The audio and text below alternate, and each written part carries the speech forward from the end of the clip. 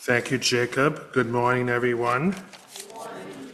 Welcome to All Souls, part of the liberal faith tradition in Braintree, which began in 1833. In our Unitarian Universalist community, we strive to create a welcoming and affirming space for all, recognizing and celebrating the inherent worth and dignity of every person. This commitment to inclusion informs all aspects of our shared life, especially our worship services. We believe our services should be a space where every individual feels respected for their unique identity and experience. We are committed to working together to build a truly inclusive and loving community where everyone belongs. To increase accessibility and inclusivity in our service today, I'm sharing a little bit about myself and some service elements. My name is Joseph Maloney. It is my pleasure to be a service associate this morning. I am a Caucasian man in my 50s with short salt and pepper hair. I'm wearing a long sleeve green shirt and blue jeans. My pronouns are he, him. We project images and song lyrics on the wall behind me during the service.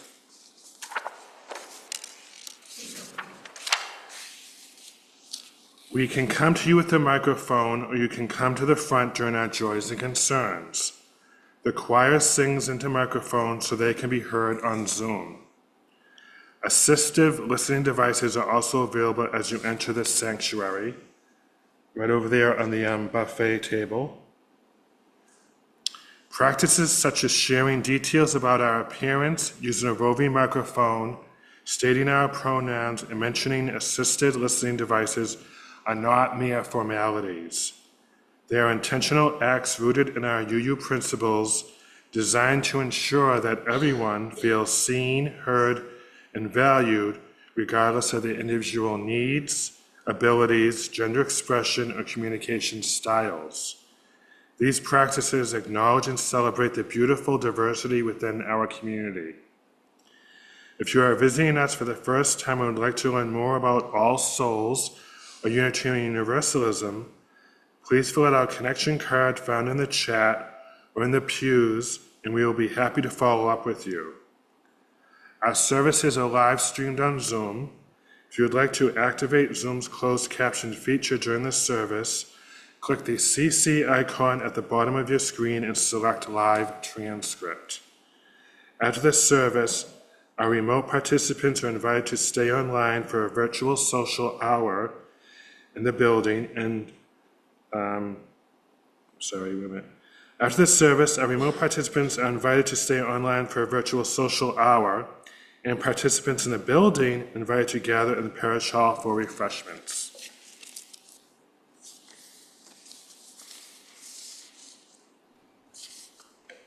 Now for the chalice lighting.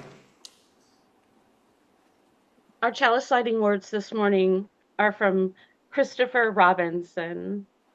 We gather this hour as people of faith, with joys and sorrows, gifts and needs.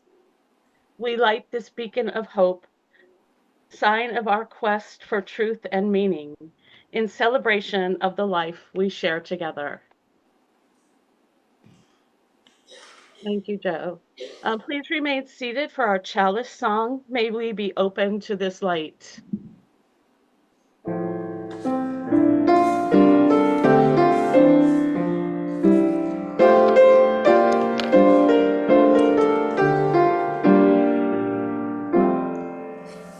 May we be open to this light.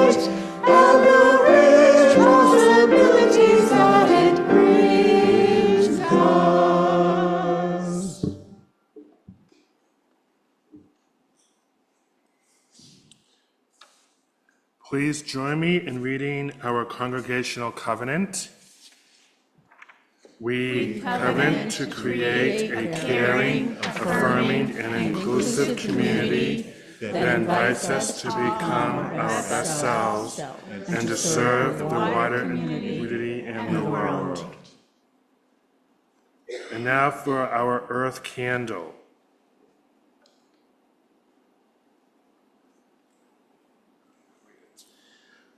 We light this green candle to affirm our commitment to caring for the planet that is our home.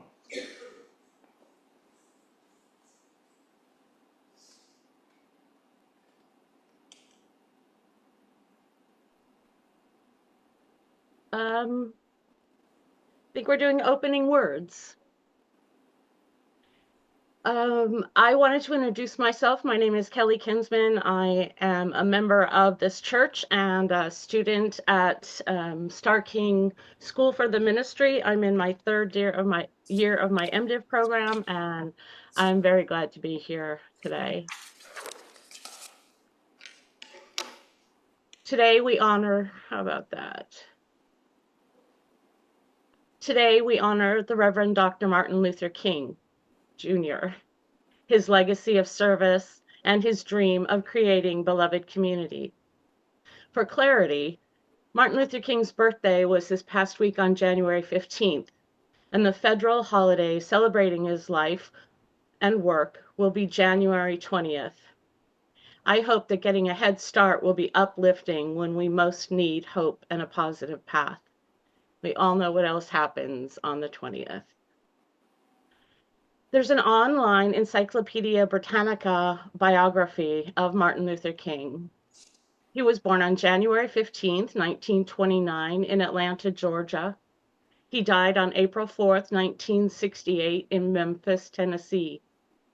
He was a Baptist minister and social activist who led the civil rights movement in the United States from the mid-50s until his death by assassination in 1968. His leadership was fundamental to the success of the civil rights movement in ending the legal segregation of African Americans in the South and other parts of the United States. King rose to national prominence as head of the Southern Christian Leadership Conference, which promoted nonviolent tactics such as the massive March on Washington in 1963 to achieve civil rights. He was awarded the Nobel Peace Prize in 1964. We know Martin Luther King as probably the most well-known civil rights activist of our time. We might be familiar with some of the actions he's associated with. The Montgomery bus boycott in 1956, the Birmingham campaign in 1963, Bloody Sunday in Selma, Alabama in 1965, or the Memphis sanitation workers strike in 1968. All of these actions were carried out as peaceful protests, nonviolent direct actions. All of these actions ended with violence. Today is about legacy. Martin Luther King's legacy of service to each other, to our neighbors and communities, to making the world a better place, and about a dream. The dream of creating, of becoming beloved community. Today is about how we, as Unitarian Universalists, continue this legacy of service and embody the dream of beloved community.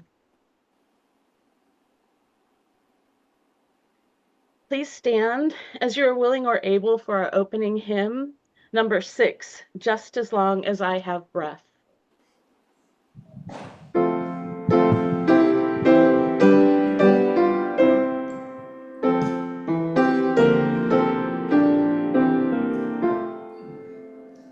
Just as long as I have breath, I must answer yes to life.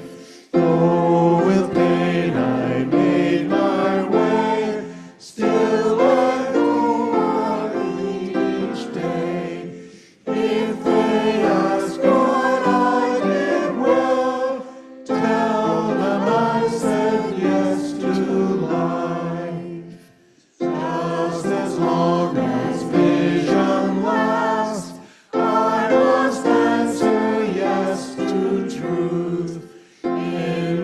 dream and in my dark, always that elusive spark.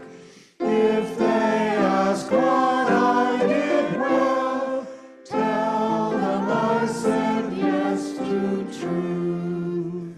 Just as long as my heart beats, I must answer yes to love.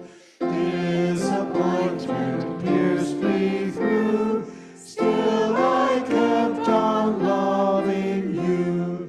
If they ask what I did best, tell them I said yes to love.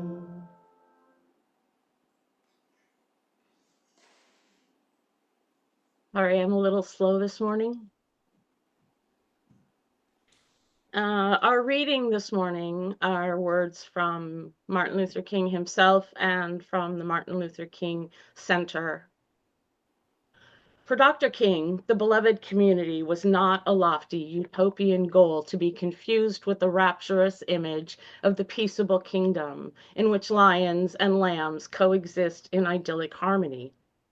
Rather, the beloved community was for him a realistic, achievable goal that could be attained by a critical mass of people committed to and trained in the philosophy and methods of nonviolence.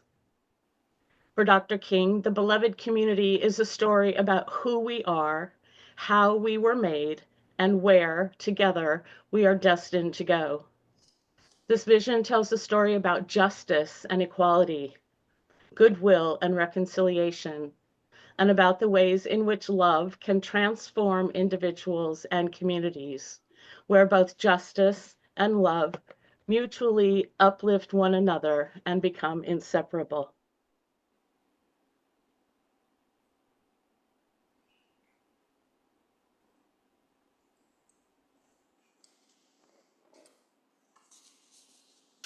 Friends, as we gather in community today, we take a moment to share the heartfelt joys and concerns that touch our lives. Sharing these experiences allows us to connect with one another, celebrate victories, and offer support during challenges.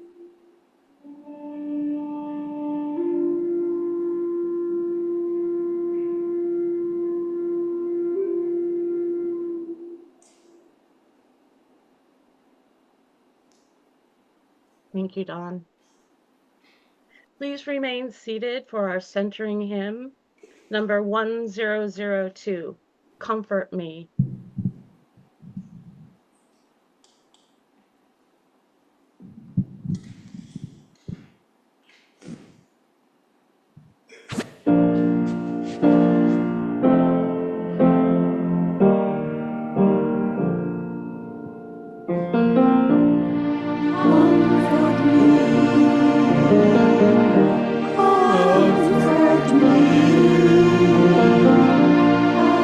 Comfort me.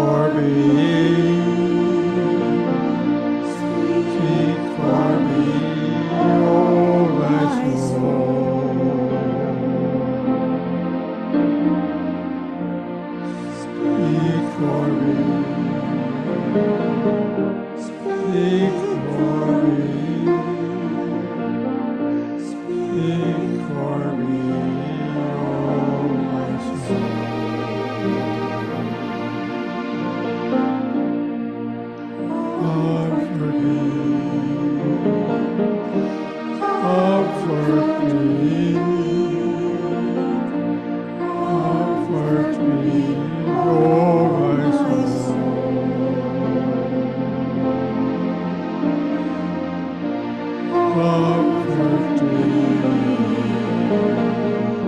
comfort me, comfort me, oh my soul.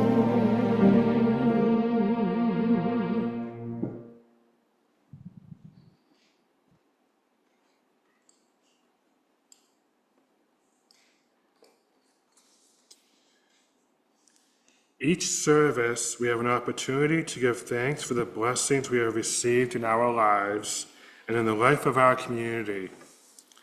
Our offering is a chance to give back in support of our work and outreach. You may submit your offering electronically by following the link in the chat. You may mail it to All Souls Church at the address, also provided in the chat. At this time, our morning offering will be given and received.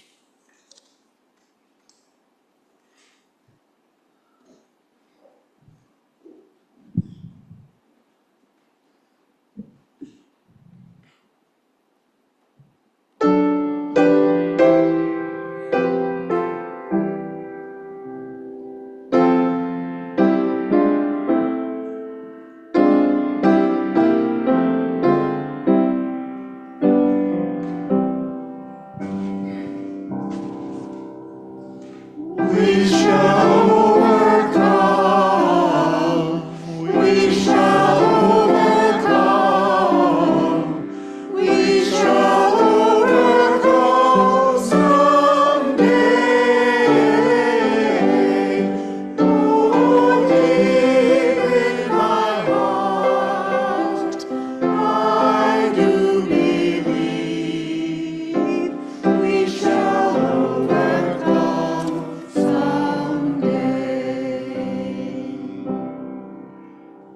We'll walk hand in hand. We'll walk hand in hand. We'll walk hand in hand someday. Oh, deep in my heart, I do believe we shall walk in hand someday. We shall live in peace. We shall live in peace. We shall live in peace someday. Oh, deep in my heart, I do believe we shall live in peace someday.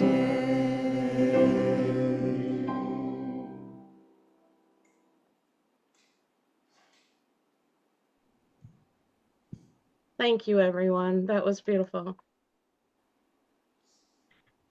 Where do we begin? I remember my first grade teacher. She was tall and strong and pretty and nurtured my young feminist spirit. She was one of the first people to believe in me. She spoke to me in adult words that I had to look up when I got home. She let me teach other first graders to read.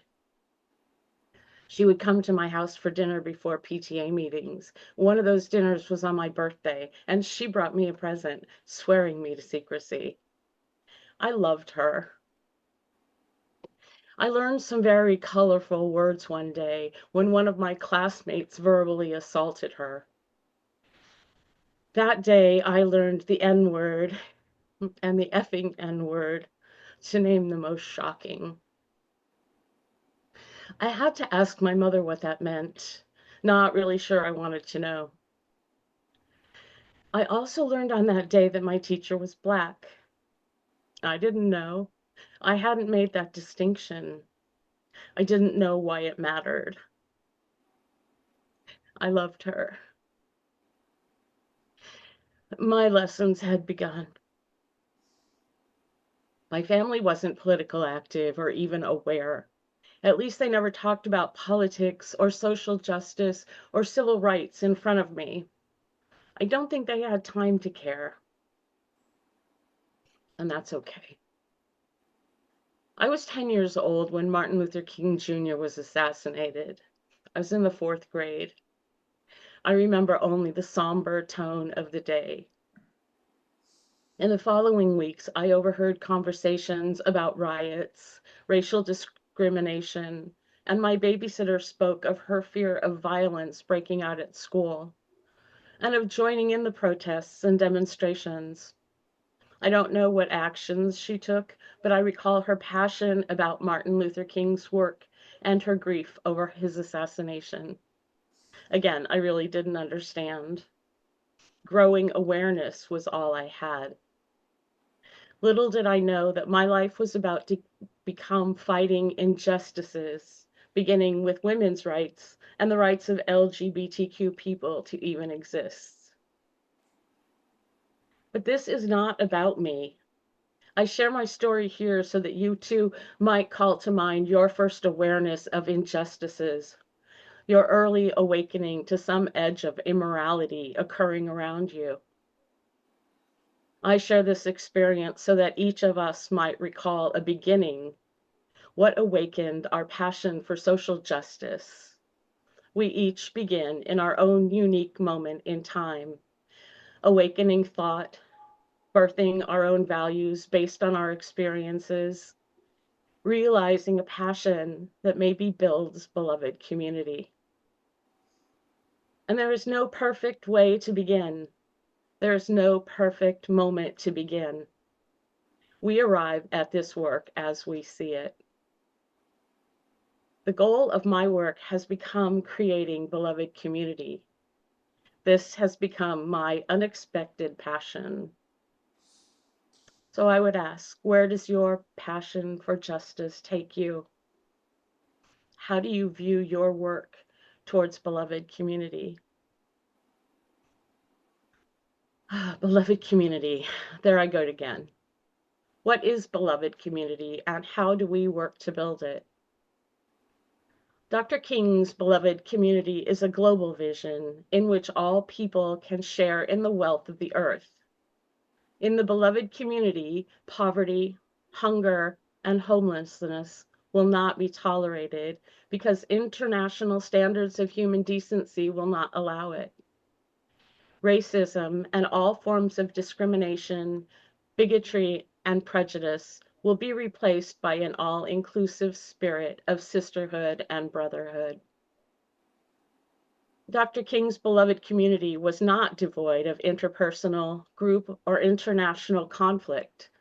Instead, he recognized that conflict was an inevitable part of human experience.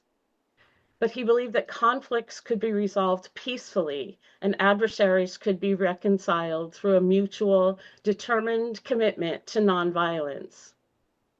No conflict, he believed, need erupt in violence.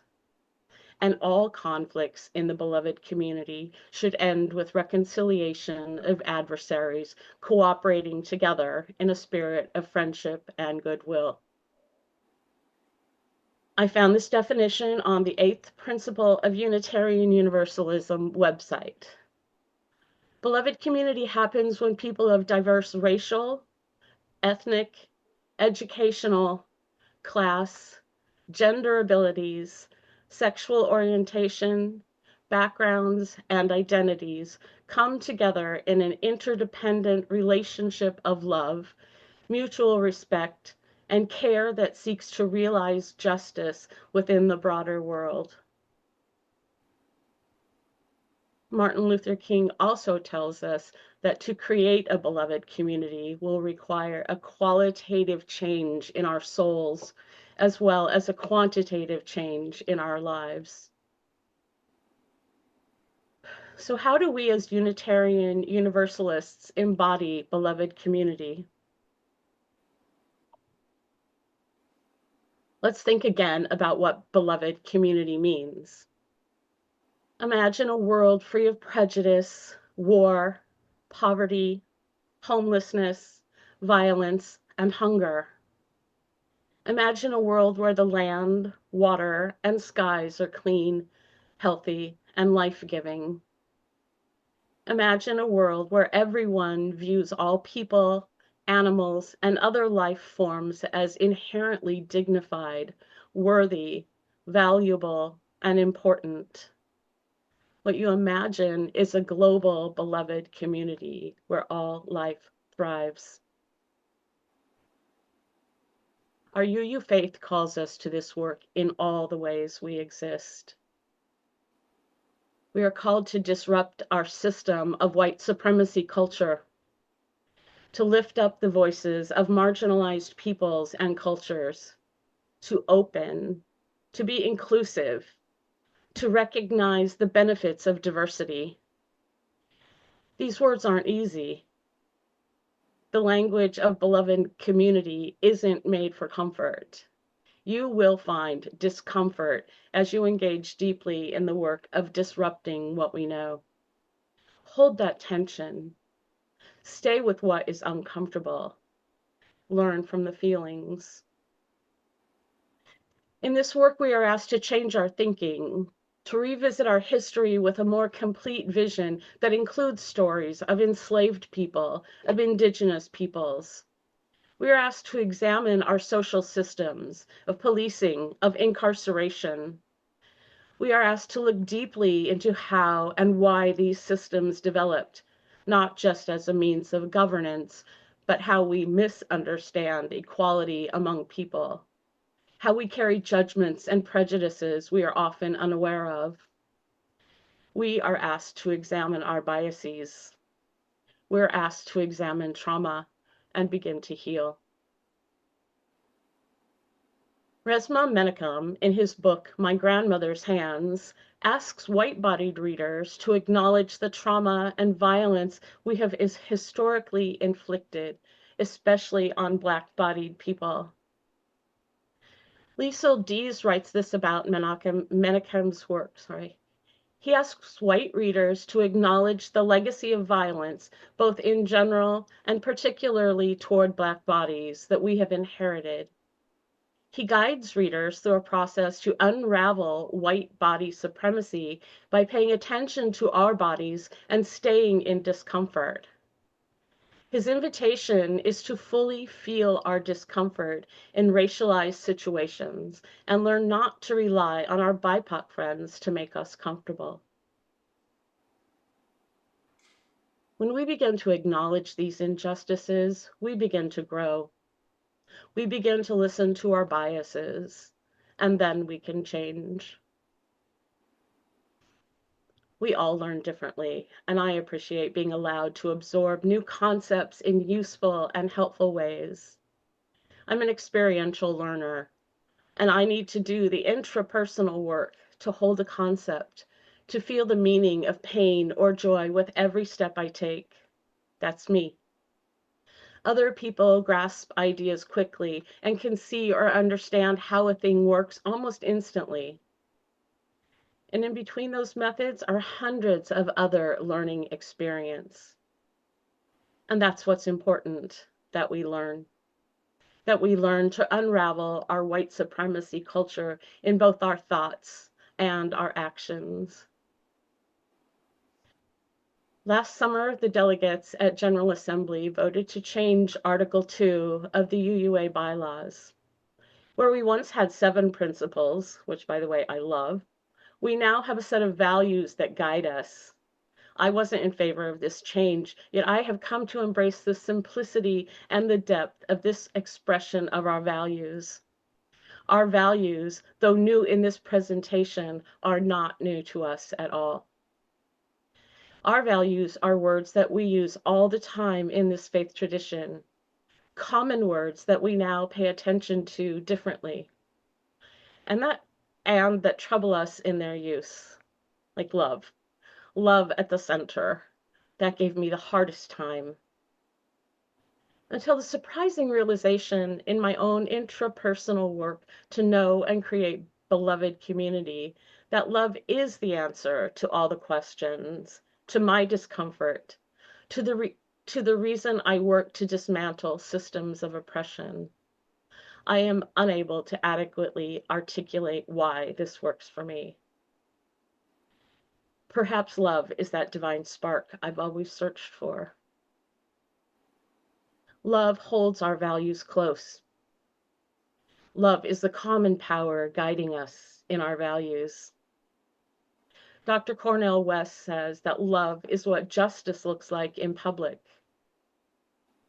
And justice seems to encompass all the rest: equity, transformation, pluralism, interdependence, and generosity are simple and complicated values. Martin Luther King asks us to be of service, to love our humanity, to love our brothers and sisters simply because they exist. Our UU faith tradition asks us to practice, among other values, justice based in love. And that is transformative. Tomorrow's a hard day. There are a lot of Martin Luther King alternatives, videos, Zoom meetings that one can watch in place of the inauguration, and I plan to do just that. Tomorrow is also traditionally a day of service to the community. If you are able and willing to find a group that's doing service, like picking up trash, talking to elderly people, visiting a nursing home, try that instead of the inauguration. I get how hard this is going to be. So let's continue to honor Martin Luther King while we practice our values out loud, in public, and in our hearts. May it be.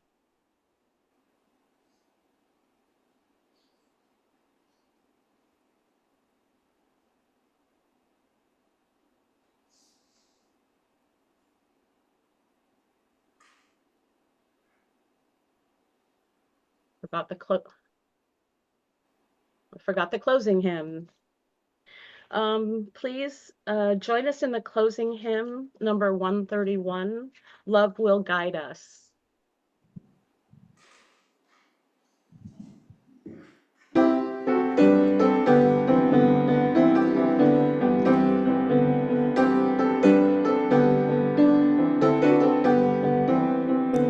Love will guide us, peace has tried us, hope inside us will lead the way on the road from greed to giving. Love will guide us through the hard times. We cannot sing like angels if you cannot speak before thousands.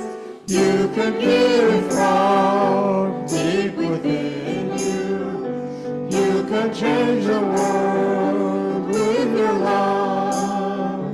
Love will guide us, peace has tried us, hope is guide us, will lead the way on the road from greed to giving. Love will guide us through the hard times.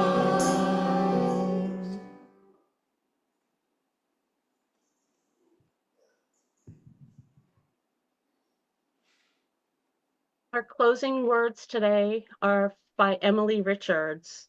Our work has just begun. Please take a moment to become present, to pause, and to notice how you are in this moment. Our work here this morning is at an end, and our work has just begun. The work of holding one another and this community in love. The work of trusting that we are on the right path. The work of believing that what connects us is stronger than what separates us. The work of engaging in that which makes us whole. The work of deeper understanding and commitment. The work of letting go of that which does not serve us. the work of radical inclusion, the work of collective liberation, the work of this beloved community, a beloved community of which we are all part, a place where we are welcomed, respected, valued, cherished, a place where we belong. Go in peace, go in love. Amen, Ashe, and blessed be.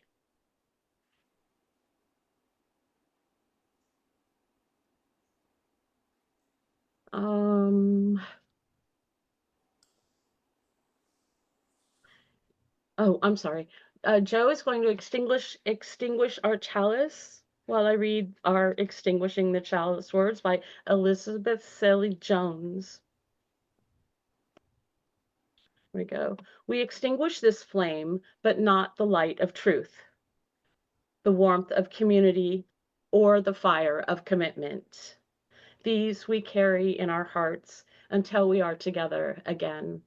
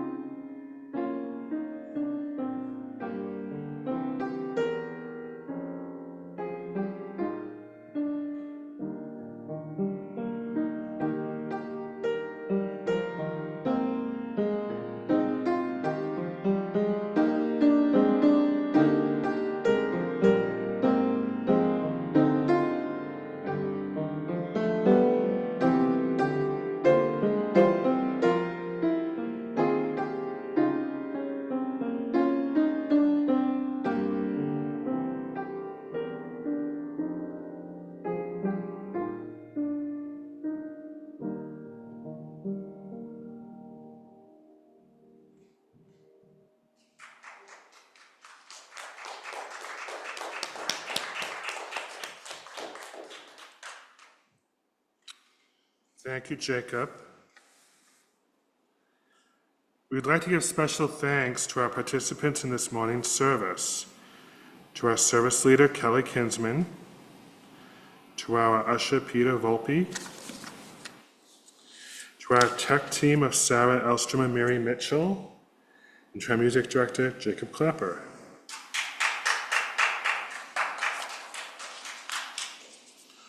All Souls meetings take place on the Zoom platform unless otherwise stated. And now for our upcoming events. This coming Wednesday from 2:30 to 4 on Zoom, we will have a connection circle. We will read aloud and discuss an article of interest. If anyone would like to include something in next month's newsletter, the submission deadline is this coming Friday at 6 o'clock, and you can send your submissions to Maggie. AA meetings are held on Mondays at 7 and Tuesdays at 8 o'clock in the parish hall. Next Sunday, we will have Emily Hedrick will be here, and she'll be talking about how to treat your body like a sacred text. Emily Hedrick, author of How to Treat Your Body Like a Sacred Text, invites us to explore how our bodies can guide us in healing from harmful religious experiences. Through her work as a resilience coach, Emily helps others reconnect with themselves and rediscover a sense of wholeness. This sermon offers a thoughtful, practical perspective on what it means to truly honor the wisdom within. Emily will be available for questions and to sign copies of her book during coffee hour following the service. Emily Hedrick is a resilience coach specializing in recovery from religious trauma and compassion fatigue.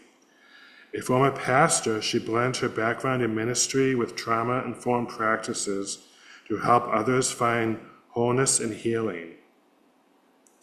Emily is the author of How to Treat Your Body Like a Sacred Text, a guide to reconnecting with the body through progressive spirituality and practical skills. A week from this coming Wednesday, which will be on the 29th at 4 o'clock on Zoom, the writing group will be meeting. And the writing topic will be Invent a Dream. Not necessarily one that you've had, but one you can incorporate elements. I have an announcement from the Social Action and Environmental Committee. After last week's guest speaker from UMass Action, the Social Action and Environmental Committee will be focusing on participating in the Virtual Advocacy Day on Tuesday, April 8th. Read more in today's green handout. There's some in the parish hall. All Souls Church leadership would like to get a sense of how the transition to a lay-led congregation is going for you and have put together a questionnaire. Steering committee members will be completing these questionnaires with you in person, individually after the services of February 9 and 23rd. It is also possible to arrange to complete a survey over the phone. By reflecting on these questions, we hope to gain a better understanding of each of our needs and determine if our church is providing the support and community we each seek. If you have any questions, please see a steering committee member. And we have a few here today. We have Tom. We also have Lynn, who's here, Dawn, Kathy, who's not here in person, and we also have George, who is joining us virtually. At the Canton Union Church, they have weekly small groups open to the wider community on Thursday afternoons. Check their website for more information. Our remote participants are invited to stay online for a virtual